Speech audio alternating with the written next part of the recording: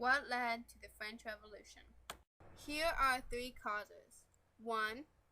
French were forced to try and solve the revenue problems. 2. Absolute monarchy. 3. Enlightenment. Number 1. When the French were forced to solve their revenue problems over the king's spending money in the 1780s, the American Revolution only took place in 1776. This had a major effect on the French. See, American colonies were against British rule. The French ended up supporting American patriots, donating funds, and of course, hoping to weaken the British Empire.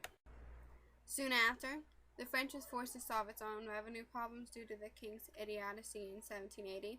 The king convened a meeting of the Estates General in an attempt to solve France's financial woes in 1789.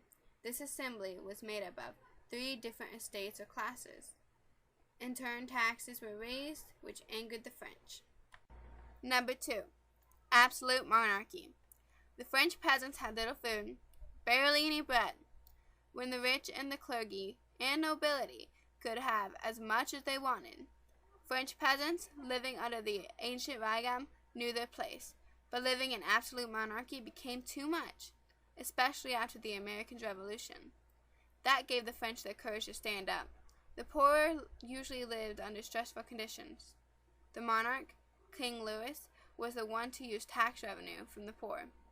The people became desperate. This caused a spur of protests. Number 3. Enlightenment.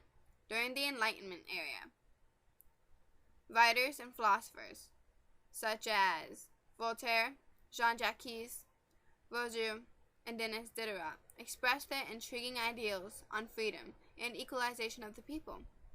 This led the thought of ever having absolute monarchy to be despised. They preferred having a democratic government that would put control in the hands of many than just a few rich looking out for themselves. During this time, the Reign of Terror was taking place in French territory. It was known for the greatest violence and bloodshed. This event was truly horrific. Tens of thousands of French men, women, and children were decapitated. You have to punish not only the traitors, but even those who are indifferent. You have to punish whoever is passive in the Republic and who does nothing for it. The vessel of the revolution can arrive in port only on a sea reddened with torrents of blood. That's what Louis Saint had said. In the end of all this, Robespierre was executed. People were tried, accused of counter-revolution activities by their own government. This is a picture of what they used to decapitate everybody. When the Reign of Terror finally ended, Napoleon rose to power. In 1797, Napoleon had taken Rome and won a peace treaty with Austria. Then in the French conquest to Egypt, he led his armies to victory. Soon after, he was promoted to be in the rank of the general. By 1799, Napoleon, along with the Directory, was now corrupted and planned to overthrow the government. He now became the first consul and soon after declared himself consul for life. He was power hungry.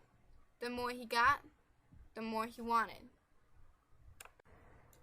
By May 18th, 1804, still not satisfied by the power he held, he crowned himself Emperor Napoleon I. He then ended up establishing his own lavish court, a new order of nobles and aristocrats.